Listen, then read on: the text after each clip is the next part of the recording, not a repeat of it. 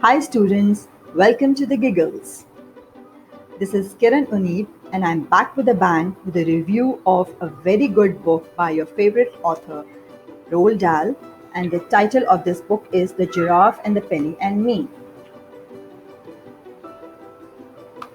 This book is illustrated by Quentin Blake.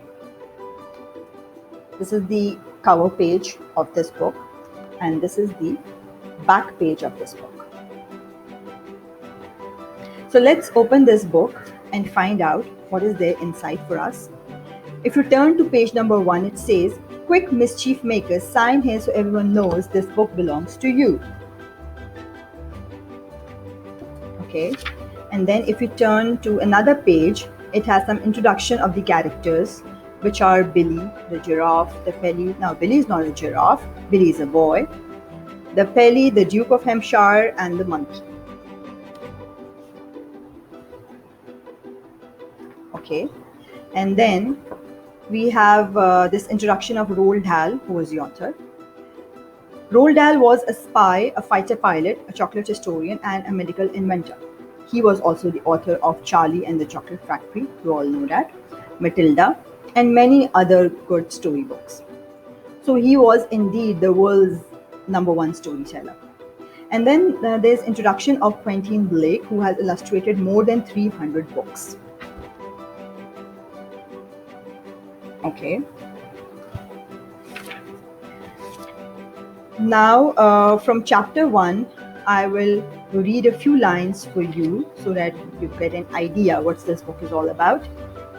Not far from where I live, there is a queer old empty wooden house standing all by itself on the side of the road. I long to explore inside it, but the door is always locked, and when I peer through a window, all I can see is darkness and dust. I know the ground floor used once to be a shop because I can still read the faded lettering across the front which says The Grubber. My mother has told me that in our part of the country in the olden days a grubber was another name for a sweet shop, and now every time I look at it I think to myself what a lovely old sweet shop it must have been. On the shop window itself somebody has painted it white, the words "For Sale."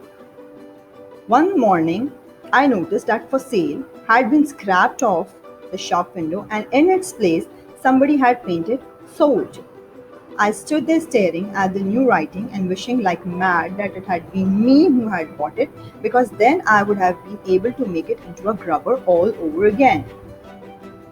I have always longed to own a sweet shop. The sweet shop of my dreams would be loaded from top to bottom with sherbet suckers and caramel fudge and Russian toffee and sugar snotters and butter gumballs and thousands of other glorious things like that. Oh boy, what I couldn't have done with that old grubber shop if it had been mine. On my next visit to the grubber, I was standing across the road gazing at the wonderful old building when suddenly an enormous bathtub came sailing out through one of the second floor windows and crashed right onto the middle of the road. Now, I'm not going to tell you the whole story because it will kill all your suspense. To find out what happened next, you have to read this storybook, and I hope you will enjoy reading it. Till the next review, take care.